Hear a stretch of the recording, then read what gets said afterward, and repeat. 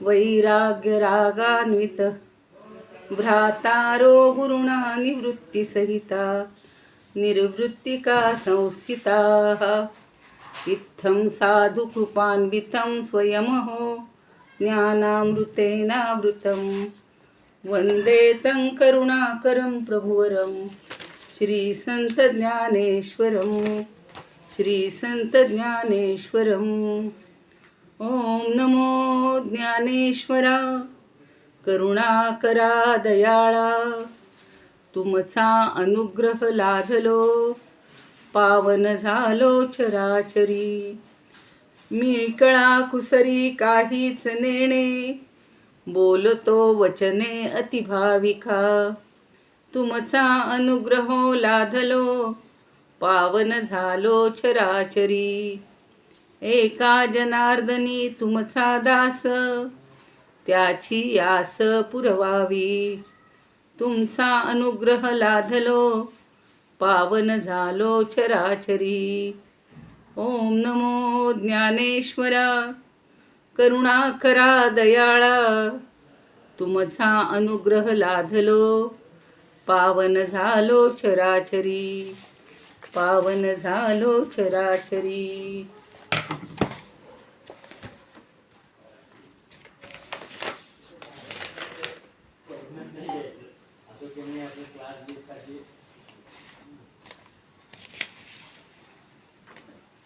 नमितो योगी थोर विरागी तत्वज्ञानी संत तो सत्कविवर परात्पर गुरु ज्ञानदेव भगवंत स्मरणतयाचे होता साचे चित्ती हर्षन मावे म्हणून वाटते पुनः पुन्हा ते पावन चरण नमावे अनन्य भावे शरणरी घावे अहंकार सांडून जणी टाकावी तयावरुनिया काया कुरवंडून आणि पहावे नितांत सुंदर तेजोमय ते रूप सहज साधनी नित्यराव रंगुनी व्हावे मग तद्रूप ज्ञानेशाला नमिता झाला की सद्गुरुला तोष वरद हस्त मस्तकी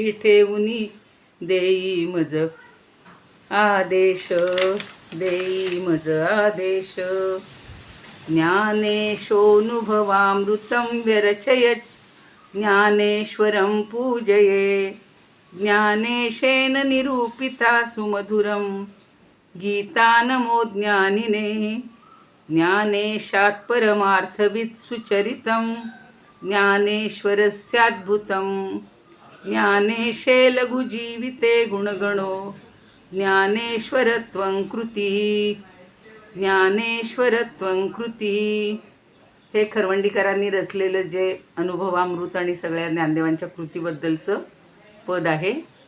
आणि त्याच्यामध्ये त्यांनी म्हणले की ज्ञानेशांनी अनुभवामृत व्यरचयत म्हणजे रचलेलं आहे म्हणून आम्ही ज्ञानेश्वरम पूजये म्हणून आम्ही ज्ञानेश्वराला पूजतो किंवा भक्तिभावानं भजतो.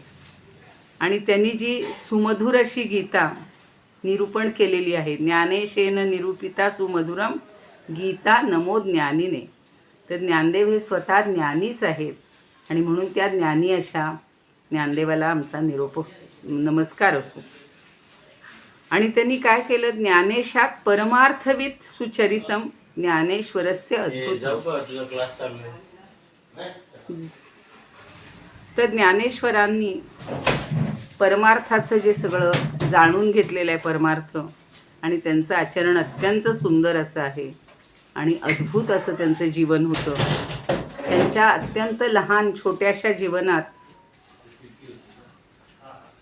आणि गुणांचा समूह असलेल्या अशा ज्ञानदेवा तुमची ही कृती फार मोलाची आहे असं खरवंडीकर म्हणजे सर होते त्यांनी म्हटलेलं आहे. काल आपण 22-22वी ओवी पाहिलेली होती.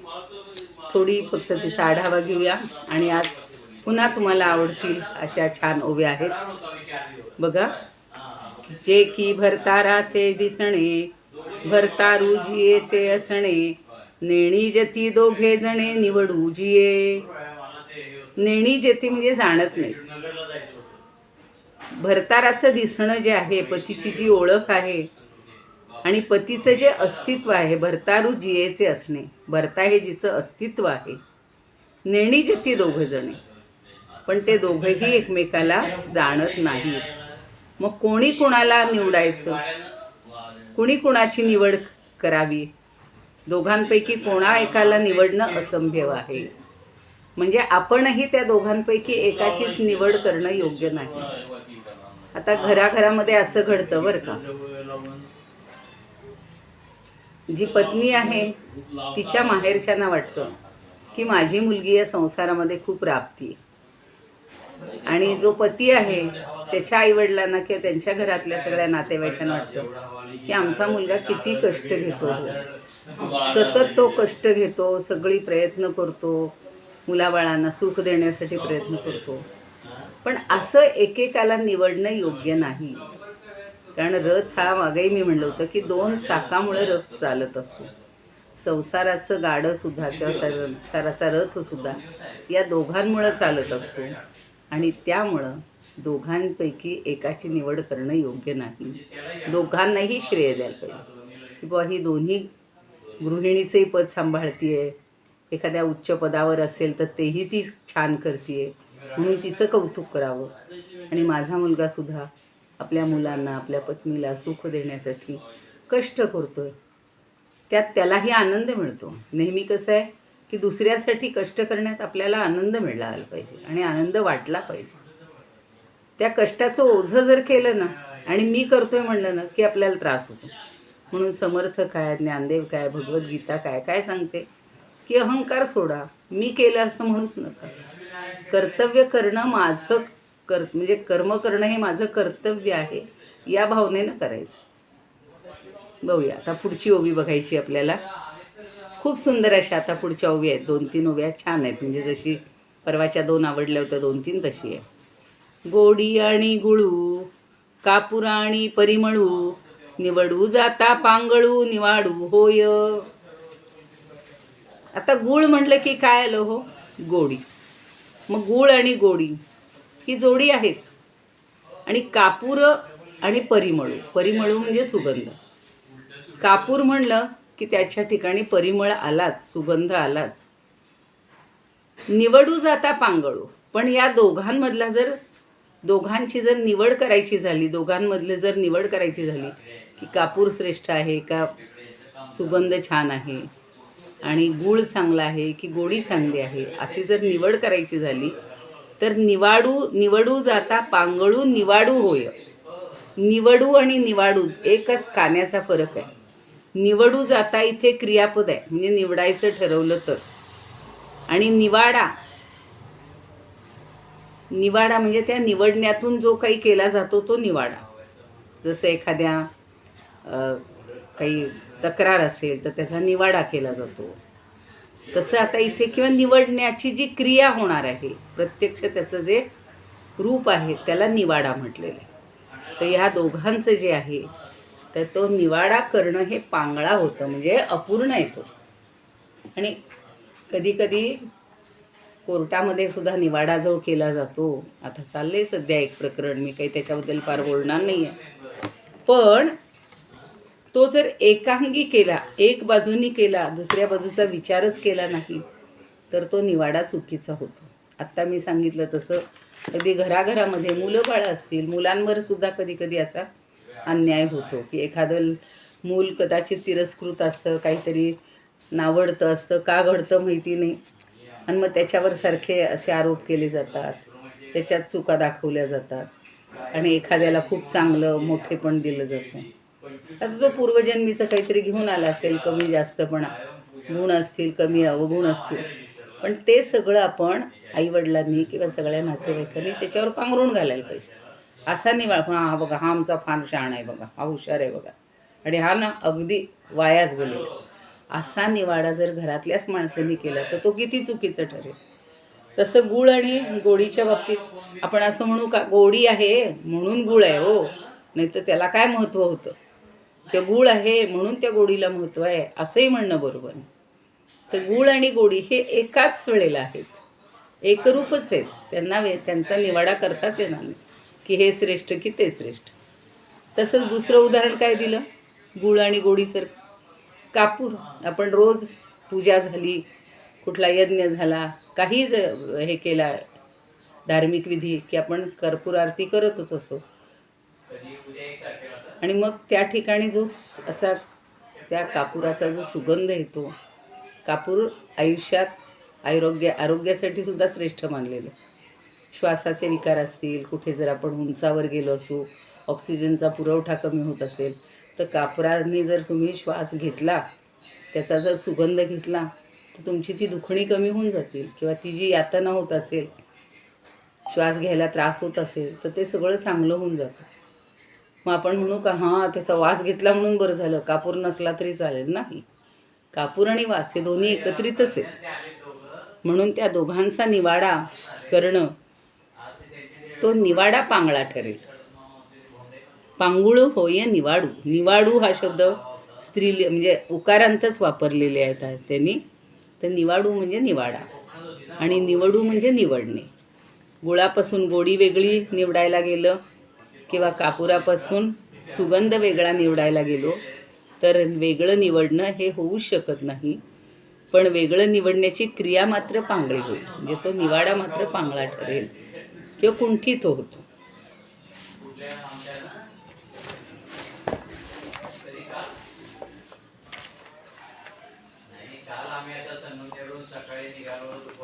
आता गोडी आणि गोड हे खरं भिन्न आहेत तसं जर म्हणलं तर, पण त्यांचा निवाडा असा हाताने करता येत नाही. म्हणजे कोणी म्हणतील की गोडी आणि गुळ एकच आहे, तर अमुक तसं जर म्हणलं तर अनुभवाला काय येतं? बा कोल्हापूरचा गूळ, सोलापूरचा गूळ, अमक्या भागातला गूळ, असं त्या गावानुसार त्या देशानुसार त्या गोडीमध्ये पण कधी कधी फरक असू शकतो. पण गोडी आणि गूळ एकच आहे. अमुक देशातला म्हणून तो अधिक गोड आहे, अमुक देशातला कमी गोड आहे, असा व्यवहार तो झालाच नसता. म्हणजे देशामध्ये असून सुद्धा गोडीमध्ये कमी जास्तपणा असतो. यावरून सिद्ध काय होतं की गुळापेक्षा गोडी मिश्र आहे किंवा गुळाहून गोडी ही मिश्र आहे. त्याचप्रमाणे कापूर आणि परिमळ यांच्यामध्ये सुद्धा जरी भेद असला, कापूर त्याचा परिमळ हे एकमेकांपासून वेगळे करता येत नाही. आणि म्हणून फार काय सांगायचं तर या दोघांचा म्हणजे गुळाचा आणि गोडीचा आणि कापराचा आणि सुगंधाचा निवाडा करण्याकरता साक्षात निवाडा जरी केला तरी तोच पांगळा होतो. असा निवाडा करता येणार नाही. म्हणजे त्याच्यानेही हा निवाडा होणार नाही. किंवा दुसरा दृष्टांत आता आपल्याला देणार आहे, तो आपण नंतर बघूया. तोपर्यंत 64 आणि हे थोडासा खूप कुणाला जड वाटत असेल तर 64 वगैरे सांगणार नाही, पण मला असं वाटतं की त्या निमित्तानं आपल्याला थोडंसं काय म्हणू आपण सखोल किंवा सूक्ष्म असा आपला अभ्यास होतो.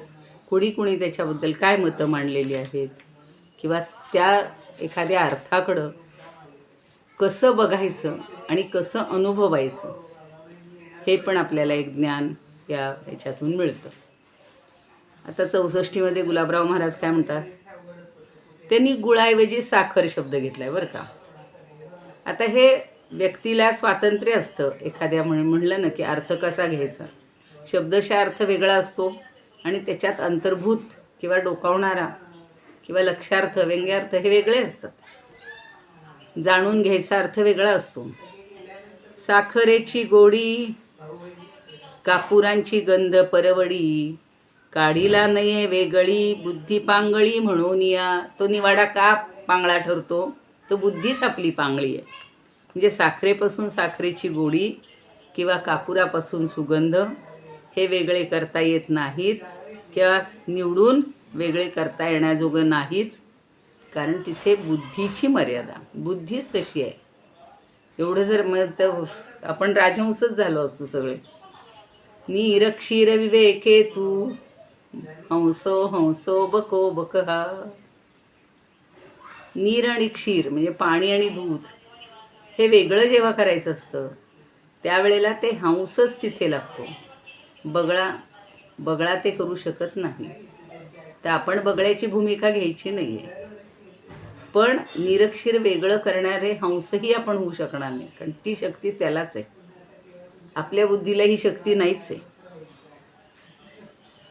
आणि म्हणून सच्चिदानंद परब्रह्म हे शक्ती स्वरूपानं स्फुरलं असता सच्चिदानंदच सच्चिदानंदावर उठते.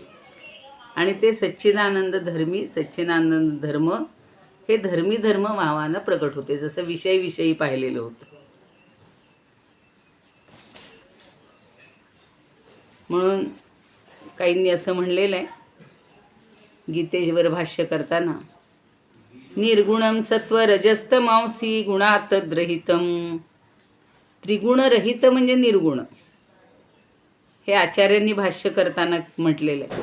पण निर्गुणाची व्याख्या केली तरी परब्रह्माचं सच्चिदानंद धर्मानं प्रगट होण्यात किंवा निर्गुण सगुणच ठरतं आणि निरुपाधिकही ठरतं.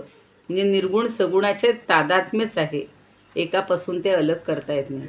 आपण सगुण निर्गुण हेतू गोविंदुरे असं जेव्हा म्हणतो तेव्हा त्या दोहोंचं तादात्म्यच आहे. आपल्या अज्ञानामुळं आपण सगुणाकडून निर्गुणापर्यंत पोहोचत असतो. आता आपला तोच प्रवास चाललेला आहे. पुढं अजून काय म्हणू आपण, स्वरूपानंद आणि हे काय म्हणतायत ते आपल्याला पाहायचं. गीर्वाणानो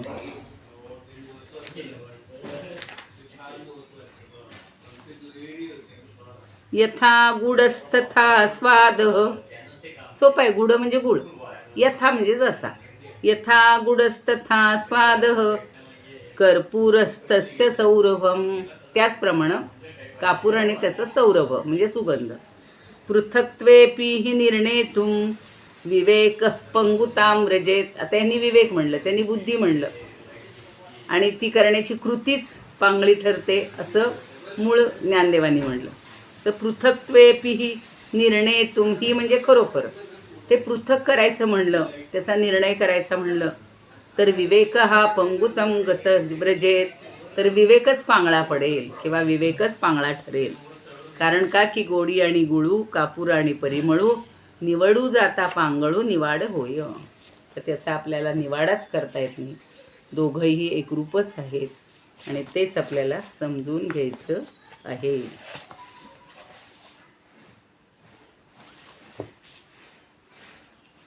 गोडी आणि गुळ याच्यावर जास्त करण्याजोगं नाहीच आहे वक्तव्य, कारण ही ओवी लगेचच आपल्या लक्षात येते की ते दोन्ही आपण वेगळे करू शकत नाही.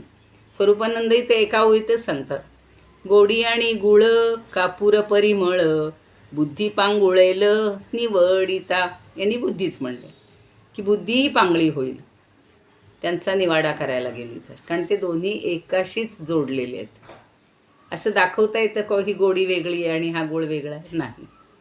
तशीच ही शक्ती वेगळी आहे, शिव वेगळा आहे असं दाखवता येईल का? नाही. ह्या सोप्या सोप्या दृष्टांतातून आपल्याला आता शिवशक्तीचं जे एकरूपत्व आहे ते आपल्या लक्षात राहील. आणि शिवशक्ती समावेशन, त्यांनी नाव काय दिलेलं आहे? शिवशक्ती समावेशन. आपण काय करतो, आपल्यामध्ये सगळ्यांचा समावेश करून घेतो. जसं आता गीता परिवारामध्ये कुठल्याही राज्यातले असू, कुठल्याही देशातले असू, कुठल्याही गावातले असू, कुठल्याही पंथाचे असू, जात वर्ण काही पाहिलं जात नाही. सगळ्यांना त्यात समावेश करून घेतला आहे. का असं म्हणलं आहे? ज्याला पहिल्यांदा गीता थोडीशी अभ्यासली असेल त्यांनीच यावं नाही. जे अगदी अज्ञानी आहेत तेही त्यात येतात. जे आमच्यासारखे अभ्यासक आहेत तेही त्यातमध्ये येतात, किंवा आपल्यासारखे जे कोणी शिकलेले आहेत पण आपल्याला वाटतं अजून सखोलात जावं, अजून तिथून उच्चारणातले काही आपल्या हातून दोष राहत असतील तर ते आपण सुधारावे. किंवा जी विवेचन आहेत बघा ना, गीतेवर तर किती जणांनी प्रकाश टाकलेले आहेत. आपण गीता शिकताना पाहिले 33 लोकांनी समश्लोकीसारखं केलेलं आहे, कुणी गद्यातनं, सगळ्या भाषेतून. म्हणजेच आपण प्रत्येक श्लोकावर सुद्धा असा, ज्याला आपण चिकित्सक म्हणूया, किंवा आस्वाद घेत घेत घेत घेत ती गीता समजून घेतली. तसा आता हा अमृत अनुभव आहे की हे काय म्हणतायत, गुलाबराव महाराज काय म्हणतायत, स्वरूपानंद काय म्हणतायत, योगो जोशी काय म्हणतायत. तर अशा सगळ्यांच्या अभ्यासातून आपल्याला ती ओवी चांगली समजते. म्हणून आता पुढची ओवी पण तशी सोपीच आहे, अगदी सोपी आहे.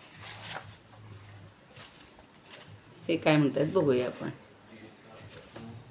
वि य जोशी, मी चुकून य गो जोशी ते वेगळे आहेत बरं का. वि य जोशी ते म्हणतात, गूळ आणि त्यातील गोडी, कापूर आणि त्याचा सुगंध हे निवडून वेगवेगळे करू म्हटलं तरी निवाडा करणारा वेगळा, किंवा निवाडा करणारा म्हणजे वेगळे करण्याची क्रिया करणारा पांगळाच होणार. यांनी निवाड्याला ज्ञानदेवांनी निवाडाच पांगुळा होईल म्हटलेलं आहे.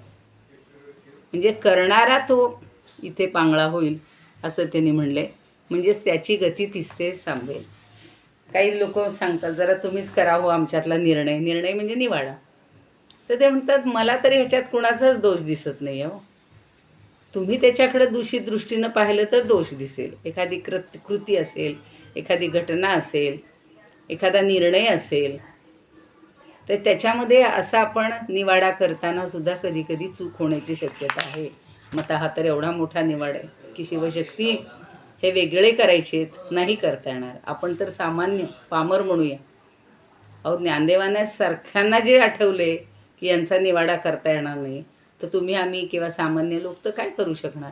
पण आपण अज्ञानानं हे वेगळे आहेत हे म्हणतो, म्हणजे आपला निवाडा चुकीचा आहे, किंवा आपण जी निवड अशी निवड करतो ही चुकीची आहे. हे निदान आपल्याला आता हळूहळू, ज्याला रिअलायझेशन म्हणतात, समजणं, ते होऊ शकेल. पुढची ओवी बघा. समग्र दीप आज ती म्हणायची राहिली बरं का. तुम्ही सगळेजण माझ्या मागून एक दोनदा म्हणा. गोडी आणि गुळू, गोडी आणि गुळू, गोडी आणि गुळू, कापूर आणि परिमळू, कापूर आणि परिमळू, निवडू जाता पांगुळू, निवडू जाता पांगुळू, निवाडू होय, निवडू जाता पांगुळू, निवाडू होय. आता लक्षात आली असेल. पुढची ओवी घेऊया. समग्र दीप्ती घेता, समग्र दीप्ती घेता, जेवी दीपुचिये हाता. किती छान कल्पना केली बघा. समग्र दीप्ती घेता, जेवी दीपुचिये हाता, समग्र दीप्ती घेता, समग्र दीप्ती घेता, जेवी दीपुचिये हाता, जेवी दीपुचिये हाता, तेवी जियेचिया तत्वता, तेवी जियेचिया तत्वता, शिवूची लाभे, शिवूची लाभे, शिवूची लाभे. बघा, समग्र दीप्ती घेता. छान प्रकाश पडलेला आहे, मोठा दिवा लावलेला आहे. आता पूर्वीच्या काळी सुद्धा किती दिव्यांचे प्रकार असायचे. आता सुद्धा नवनवीन दिवे निघालेले आहेत. असे काचेची आवरणं असलेले, म्हणजे त्याला वारं लागलं तर दिव्याची ज्योत, जी भगवद्गीतेत म्हणलेलं आहे ना की निर्वात निवात, निर्वात प्रदेशामध्ये दिवा कसा शांत तेवतो. मग वाराला तर आपण अडवू शकत नाही.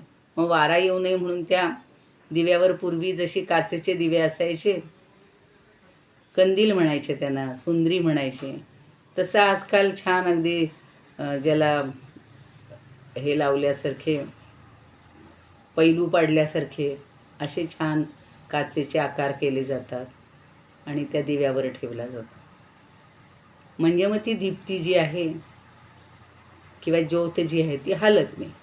पण इथं सहज म्हणायचे की कुठलाही जो दिवा प्रज्वलित केलेला आहे, ती दीप्ती आपण अशी हातात घेऊ शकतो का. पण समजा ती दीप्ती आपल्या हातात घ्यायची ठरवलं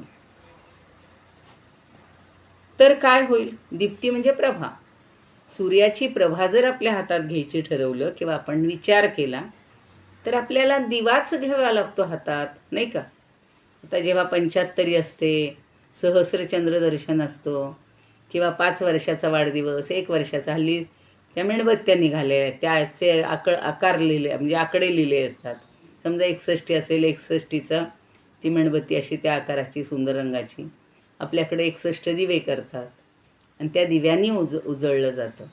तर ते 61 दिवे, 75 दिवे, 5 दिवे असे जेव्हा आपण औक्षण करत असतो तेव्हा ती दीप्तीच आपल्या हातात येते किंवा तो दिवाच आपल्या हातात येतो. म्हणजे दीप्ती आणि दिवा हे वेगळे करता येतात का? नाही. म्हणून म्हणले त्यांनी की समग्र दीप्ती घेता, तिचा जो प्रकाश आहे तो आपल्या डोळ्यांनी जरी स्वीकारला तरी सगळा दिवाच आपल्या हाती येत असतो. तेवी जियेची ये तत्वता, जीवेची या तत्वता शिवूची लाभे. तेवी म्हणजे त्याप्रमाणे, जेवी म्हणजे ज्याप्रमाणे. ही एक ज्ञानदेवांची छान एक पद्धत आहे, शैली आहे. जसं आपण मराठीत, आताच्या मराठीत ज्याप्रमाणे त्याप्रमाणे, तसे जेवी आणि तेवी असे शब्द ज्ञानेश्वरीतही खूपदा आले, इथेही तसेच येतात. तर तेवी जियेची या तत्वता, त्याप्रमाणे जियेची या म्हणजे जिच्या, म्हणजेच या प्रकृती पुरुषांच्या जोडीच्या बाबतीत. शिवूची लाभे, तो शिवच प्राप्त होतो. शिवूची लाभे म्हणजे काय? शिवच आपल्याला दिसू लागतो किंवा शिवच जाणवतो. ती प्रकृतीही तशी अध्यारूतच असते.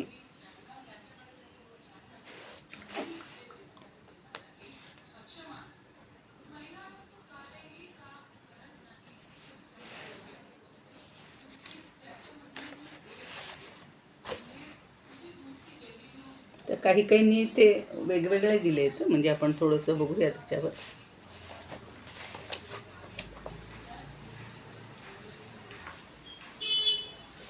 तेच आहे, पण समग्र दीप्ती घेता, जेवी दीपूची ये हाता, तेवी जियेची या तत्वता शिवूची लाभे.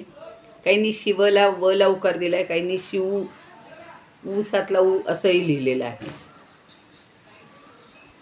तर शिव आणि शक्ती ही जेव्हा स्त्री पुरुष या वास्तविक यांनी आपल्याला दिसत असतात, पण त्यातला शिव म्हणजे जे चैतन्य आहे तेच सगळ्यामध्ये नांदत असतात. आता बघा ना, सगळी जी सृष्टी आहे या सगळ्या विश्वामध्ये, विश्वाचं जे जीवन दिसतं, तर त्याच्यामध्ये शिवशक्ती ही अर्धा भागांनी जरी विभागलेली असली तरी त्या अणुरेणीतसुद्धा शिवशक्ती हे अर्धे आहेत आणि म्हणूनच त्यांचं अस्तित्व आहे. तेवी जियेची ये तत्वता शिवूची लाभे. तर त्या ठिकाणी आपल्याला शिवच अनुभवाला येत असतो. आता मागचे जे 4-5 संदर्भ होते ते आणि हे जर सगळे एकत्रित घेतले तर आपल्याला पटकन आता शिवशक्ती कसे एक आहेत हे लक्षात येतील. याच्या आधीच्या ओव्या बघा, टिपऱ्यांचं दिलं होतं किंवा विणांचं दिलं होतं की टिपऱ्यांच्या किंवा विणा 2 आहेत, टिपऱ्यांच्या दांड्या 2 आहेत पण आवाज एकच असतो. फुले 2 असतात पण सुगंध एकच असतो. दिवे 2 असतात पण प्रकाश एकच असतो. आणि त्यातून ओठ 2 असतात पण शब्द एकच असतो. डोळे 2 आहेत पण दृष्टी एकच असते. त्याप्रमाणे ही समस्त सृष्टी या दोहोंचीच आहे, असं एकदा तत्त्व लक्षात ठेवा. आता ते ज्ञानेश्वरीत जेव्हा गोविंद महाराज सांगतात आम्हाला, आपल्यापैकी काही जण आहेत त्याच्यामध्ये, की आपण जे ऐकतो, आपण जे वाचतो, तुम्ही काही जण लिहून घेत असाल किंवा पुस्तकं असतील पुस्तकातलं वाचत असाल आणि हे समजावून दिल्यावर आपल्या मनामध्ये जे कोरलं जातं तर त्याची पुनरावृत्ती करायची. आपलं आपण घरी 10 मिनिट, 15 मिनिट, 5 मिनिट का होईना तेच अर्थ पुन्हा मोठ्यांदा आपण उच्चारावेत. तुम्ही दुसऱ्यांना, घरामध्ये जे कोणी असतील त्यांना समजावून द्या की आज असे असे छान दृष्टांत होते, त्याच्यातून आम्हाला शिवशक्ती कशी एकच आहे हे समजलं. अशा पद्धतीने जर आपण अभ्यास करायला लागलो तर फक्त इथं 40 मिनिट 50 मिनिट आपण अभ्यासलं आणि पुन्हा हे सगळं विसरून गेलो असं होणार नाही. तसे हे पूर्वी सगळे जेवढे दृष्टांत आहेत हे सगळे तुम्ही एकत्रित केले तर तुम्हाला त्याच्यातून आनंद मिळू शकेल.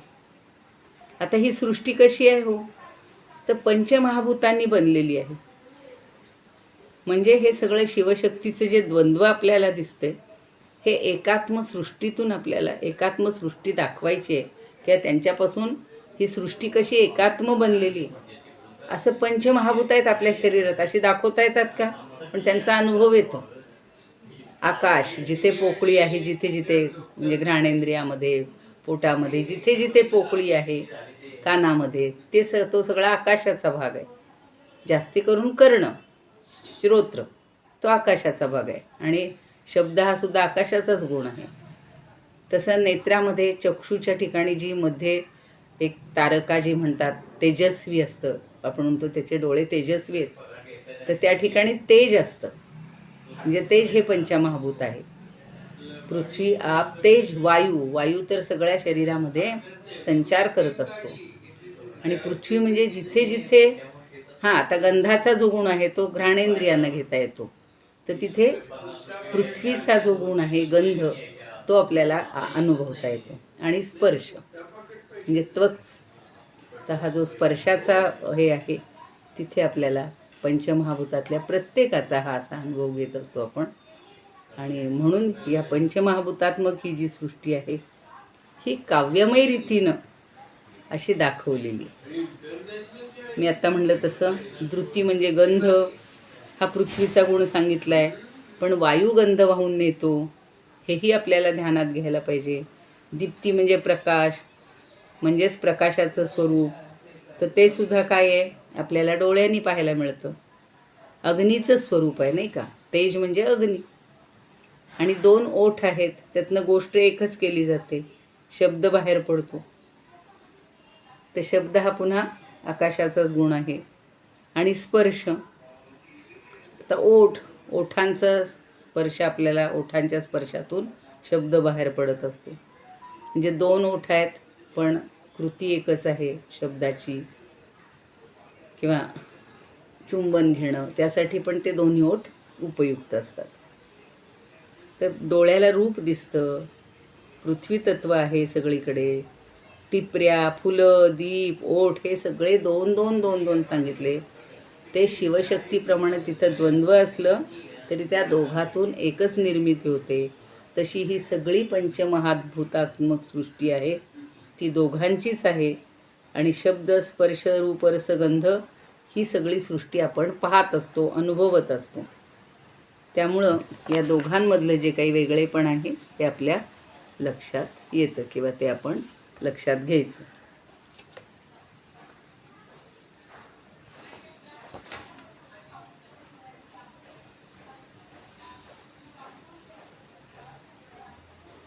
आणि द्वैताच्या निमित्तानं एकच वस्तू शोभून दिसते, हे आपल्याला आता पुढेही काही उदाहरणातून समजून घ्यायचं आहे. गीर्वाण अनुभवामध्ये काय म्हणतात बघूया.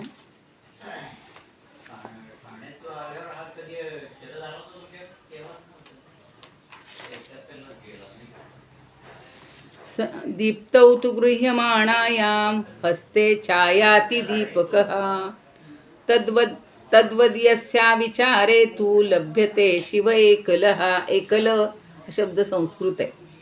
आपण एकला म्हणतो की नाही, तो एकलवरनं एकला शब्द आलेला आहे. तर दीप्तीचा जेव्हा स्वीकार करायचा असतो, दीप्ती जेव्हा पकडायची असते तेव्हा सगळा दिवास आपल्या हातामध्ये घ्यावा लागतो.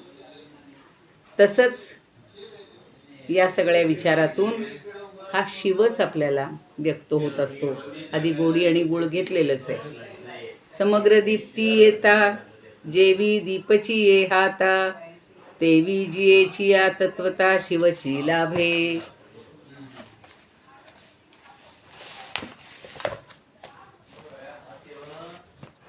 जे सर्व दीप प्रकाश घेऊ लागलो तर सत्यत्वानं दीपच असाच आपल्या हातात येईल. आपण म्हणू का नको, आम्हाला एवढा प्रकाश नको आहे, असा दिव्याचा प्रकाश अर्धा करता येईल का? हो, नाही करता येणार. तसंच प्रकृतीच्या स्वरूपाचा विचार करायला लागलो तर ते सुद्धा तत्वता भिन्न. एखाद म्हणतील आम्हाला नको, शिवाचं काही महत्त्व नाही, आम्ही फक्त प्रकृतीलाच घेतो, असंही करता येणार नाही. किंवा प्रकृतीच मानणार, शिवाचं महत्त्व नाही, असं करता येणार नाही.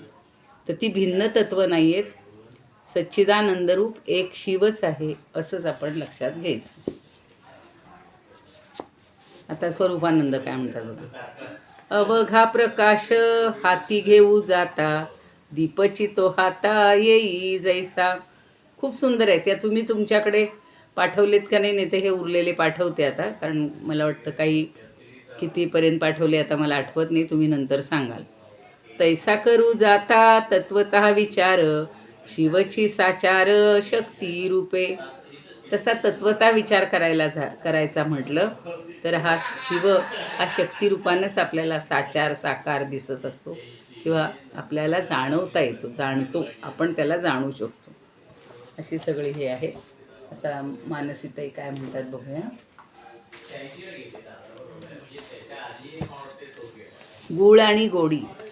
कापूर आणि परिमळ यांच्यात निवड करायला गेलं तर निवाडाच पांगळा होतो. आता अर्थ आपल्याला कळला. मग शिवसायुज्यासाठी आसुसलेल्या जीवाचंही नेमकं हेच घडतं. आपल्या प्रत्येकाच्या शरीरामध्ये जो जीवरूपाने भगवंताचा किंवा परमात्म्याचा अंश राहिलेला आहे, तर जीवाचं जीव घेणे असं त्यांनी म्हणले मानसीताईने, की शिवरूप सतत दर क्षणाला होत असतो. आणि ते देहाकडून चैतन्यात होणारं क्षणाक्षणाचं परिवर्तन तोच आहे. तो जणू काही त्याचा नित्योत्सव आहे. रोज या जीवाला सगळं आपण बघा ना, या इंद्रियांच्या मार्फत जे जे सुख घेतोय ते सगळं जीवाला भोगावं लागते. आता सांगतायत बघा, ज्ञानेश्वरी सुद्धा सांगितलेलं आहे की ज्या वेळेला आपल्याला हे सतत सतत एखादी गोष्ट आपण फक्त भगवंताचं सतत चिंतन केलं तर शेवटच्या क्षणीसुद्धा आपल्याला फक्त भगवंतच आठवणार आहे. पण आयुष्यभर जर आपण फक्त या सुखांच्याच मागे लागलो, म्हणजे प्रत्येक इंद्रियाचं जे सुख आहे, कर्मेंद्रियाचं आणि ज्ञानेंद्रियाचं, तर त्याच सुखात रमलो तर आपल्याला शेवटीसुद्धा तेच सुख आणि पुन्हा दुःख, पुनर्जन्माचं दुःख भोगावं लागेल. देहाकडून जे जे काही चैतन्यात होणारे क्षणाक्षणाचं परिवर्तन आहे. जन्माला आलेलं बाळ एवढंच असतं, 2.5-3 किलोचं, आणि नंतर आपला देह वाढत वाढत एवढा एवढा मोठा होत गेला. त्या जीवाला हे सगळं सहन तो जीवाचा काही आकार वाढत नाही आहे, त्याला आकारच नाही आहे, तो निराकार आहे, निर्गुण आहे. मग हा नित्योत्सव आहे आणि विश्वाचा अंतर्बाह्य दिवाळ सण आहे. किती सुंदर त्यांनी म्हणलं आहे बघा, की हा जो आपल्यात बदल होतो हा जीवाचा नित्य उत्सव आहे, म्हणजे दिवाळ सण आहे. अमृत म्हणजे जे कधीही मृत होत नाही, म्हणजे चैतन्यपूर्ण अनुभव, कारण तो अनुभवायच आहे. डोळे मिटून बघा बरं, आज दिवसभरात मी काय काय केलं आणि मला किती छान छान अनुभव आले. आज मला अनुभव अमृताचे 3 ओव्या छान शिकायला मिळाल्या. आज मी दासबोधाचा अमुक समाज छान अभ्यासलेला आहे. आज सांगायचं राहिलं, आज शुक्रवार, सगळ्यांना त्या अंबा मातेला आपण तिला भजत असतो, तिची स्तुती करत असतो. तर तिला जसं वंदन करतोय तसं तुमच्यामधली जी शक्ती आहे त्या शक्तीला मी आता वंदन करते. आणि आपलं हे जे निरूपण आहे हे असंच चालू राहावं. आपल्यामध्ये काही अडथळे येऊ नयेत, अडचणी येऊ नयेत. आपल्यामधलं जे चैतन्य आहे त्याचा आपल्याला रोज अनुभव यावा. चुकून एखाद्या ठिकाणी ठेच लागली तर आपल्याला लगेच वेदना होतात. त्याच वेदना त्या जीवालासुद्धा सोसाव्या लागतात.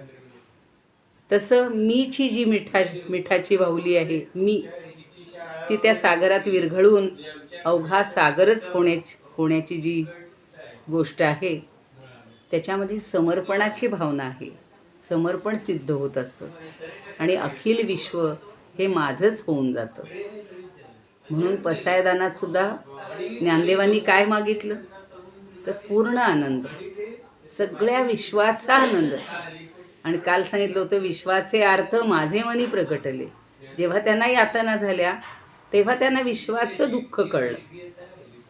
आणि हा अनुभव अमृत आहे. अनुभवाचं अमृत हे आहे. खरं सांगू, आता तुम्ही पण तसे अनुभव घेतले असतील.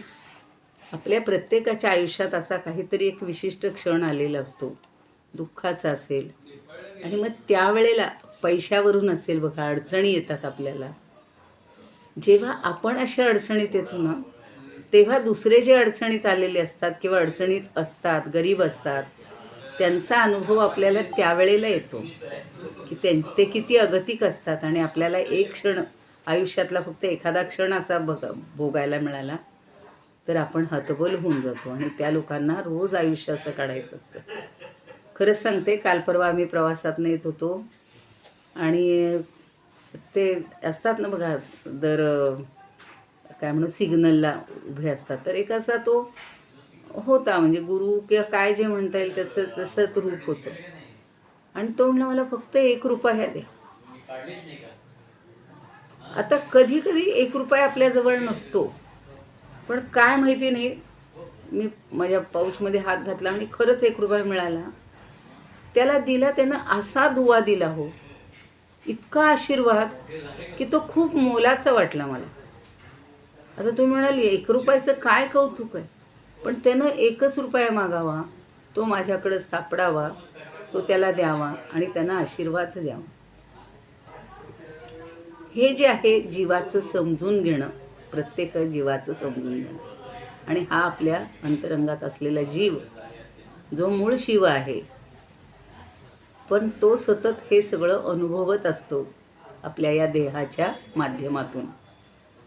म्हणून आनंदाचे डोही आनंद तरंग हे जर आपल्याला तुकारामांसारखे अनुभवायचे असतील तर आपल्या त्या जीवाचं आणि शिवाचं मिलन कधी होईल? जेव्हा आपण ह्या सगळ्या आपल्या शरीराच्या सगळ्या या भोग सुख दुःख ह्याच्यामध्ये या जे आपण अडकलो जातो त्याच्यातून बाहेर येऊन फक्त भगवंताचं चिंतन, फक्त शिवाचं चिंतन, शिव म्हणजेच परमात्मा, आणि त्याचं जेव्हा अनुभूती येईल तेव्हा आपल्याला अनुभवामृत किंवा अमृतानुभव हा समजला असं म्हणावं लागेल. इथंच आता माझ्या वाणीला विराम देते. आज आपण 24 आणि 23 आणि 24 या तशा दोनच ओव्या घेतल्या. उद्याला घेणं शक्य आहे का तेवढं विचारायचं होतं मला, नाही तर मग थांबते आणि मग वाटलं असतं विचारूया. इदमुपकर्तुं भुवनमण्डलं समुदितमिव भास्करं सादरं वन्दे ज्ञानेश्वरं. त्रिभुवनमाता भगवद्गीता लोकमङ्गला लोकविश्रुता लोकहितं संततं ध्यायता येन ज्ञानेश्वरी विरचिता श्रुत्वा प्राकृतगिरं सादरं वन्दे ज्ञानेश्वरं सादरं वन्दे ज्ञानेश्वरं. या पहिल्या कडव्याचा अर्थ सांगितलेला होता.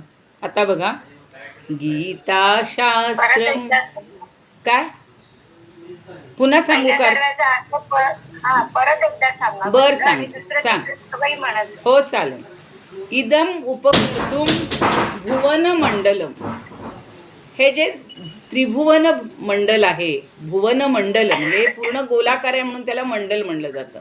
पृथ्वी गोल आहे म्हणतो की नाही आपण, तर ही सगळी पृथ्वी किंवा हे सगळं त्रिभुवन याच्यावर उपकार करण्यासाठी इदम उपकर्तुम भुवन मंडलम, या भुवनत्रयावर किंवा त्रिभुवनावर उपकार करण्यासाठी काय करत असतो? भास्करम समुदितमिव, जो उगवलेला भास्कर सूर्य आहे तो जसा सगळ्या त्रिभुवनाला उजेड देतो, प्रकाश देतो, तो विचार करतो का? म्हणून ज्ञानदेवांनी ही उदाहरणं नेहमी दिलेली आहेत की सूर्य हा झोपडीवरही तेवढाच प्रकाश देतो आणि मोठ्या महालावरही देतो. तसा तो या त्रिभुवनाला प्रकाशित करत असतो. आत्ता आपण दीप आणि प्रभा ते पाहिलं किंवा मध्ये सूर्य आणि प्रभाही पाहिलेलंच आहे. तसं ज्ञानदेवांनी काय केलं? सादरम वंदे ज्ञानेश्वरम, या सगळ्या त्रिभुवनावर उपकार करण्यासाठी, उपकर्तुम तुमंतव्य म्हणजे करण्यासाठी, कोणाप्रमाणे? त्या सूर्याप्रमाणे. ज्ञानदेवांनी असा उपकार करण्यासाठी आपल्या सगळ्यांवर ही ज्ञानेश्वरी रचलेली आहे आणि म्हणून त्यांना सादर, अगदी आदरानं मनापासून वंदन करूया. वंदे म्हणजे मी स्वतः वंदन करतो असं म्हणले, म्हणजेच आपण सगळे वंदन करूया. कारण का? की त्यांनी कशावर भाष्य केलं? त्रिभुवन माता भगवद्गीता, ही त्रिभुवनाची माता आहे. कोण? भगवद्गीता. आज जशी आपण ज्ञानेश्वरी माऊली म्हणतो, ज्ञानेश्वर माऊली म्हणतो, तसं भगवद्गीता ही सुद्धा माऊली आहे. कारण आपण ते भगवद्गीतेचं अभ्यास करताना त्याचं महात्म्य सांगताना म्हणलेलं आहे की नाही, की सर्वोपनिषदो गाव, हा तिथं गायी आहेत म्हणजेच त्या मातृरूपातच आहेत. तसं इथे त्रिभुवनाची ही माता आहे भगवद्गीता. ती कशी आहे? वेद लोकमंगला, ती अत्यंत लोकांना मंगल करणारी आहे. आणि लोकविश्रुता, लोकांना आवडणारी आहे, प्रसिद्ध आहे. असं म्हणते का भारतातलेच लोक फक्त गीता चांगली नाही, आता सगळ्या 35-40 देशात गीतेचा प्रसार झालेला आहे. त्यामुळं लोकमंगला विश्रुता त्रिभुवन माता भगवद्गीता ही अशी भगवद्गीता आहे. पण लोकहितं संततं ध्यायता, पण लोकांचं हित सतत मनात आणून लक्षात घेऊन येन ज्ञानेश्वरी विरचिता, ज्यांनी स्वतःही ज्ञानेश्वरी रचली. भगवद्गीता तर उत्तमच आहे, पण लोकांचं हित लक्षात घेऊन लोकांचं कल्याण करण्यासाठी लोकांना समजावून देण्यासाठी ज्ञानेश्वरी ज्यांनी रचली. कशी? श्रित्वा प्राकृत गिरम, प्राकृत गिर म्हणजे वाणी म्हणजे भाषा, प्राकृत वाणीचा किंवा प्राकृत भाषेचा आश्रय घेऊन, श्रित्वा म्हणजे आश्रय घेऊन ही अशी ज्ञानेश्वरी रचलेली आहे. म्हणून सादरम वंदे ज्ञानेश्वरम, अशा त्या ज्ञानेश्वरांना मी वंदन करतो. मग आता पुढचं जे कडवं आहे ते आज थोडंसं समजून घ्या. तिसरं उद्या घेऊ. उद्या म्हणजे उद्या जर घेतला क्लास तर गीताशास्त्रम क्वांबुधिकल्पम नवन्तदीयं वयः क्वचाल्पं विषयः विपदां व्रात्यमनल्पं वाग्यज्ञेन च येन भूषितं सरस्वती मंदिरं सादरं वंदे ज्ञानेश्वरम. अहो गीताशास्त्र म्हणजे म्हणजे कोठं आहे? अंबुधिकल्पम, अंबुधी म्हणजे सागर. अहो गीताशास्त्र हे एखाद्या मोठ्या सागरासारखं आहे.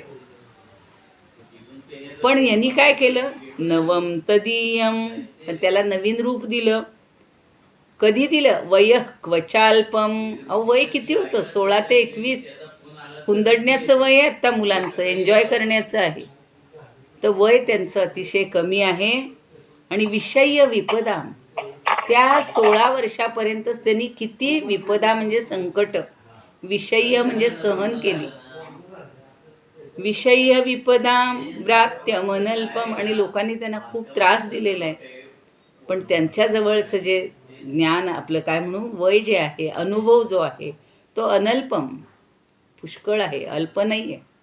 त्यामुळे त्यांचं ज्ञान आणि त्यांचा अनुभव इतका आहे की त्यांनी काय केलं? वाग्यज्ञेन च येन भूषितम, जणू काही वाणीचा यज्ञ केलेला. येणे वाग्यज्ञे तोषावे, आपण पाहतो पसायदाना. तर तो शब्द त्यांनी इथे घेतलाय. वाग्यज्ञानी, वाणीच्या यज्ञानी ज्यांनी भूषित केलं. काय? सरस्वती मंदिरम. अहो या सरस्वतीचं, वीणा वाणी देवीचं हे मंदिर त्यांनी सुंदर केलेलं आहे. आणि म्हणून त्या ज्ञानदेवांना मी वंदन करतो.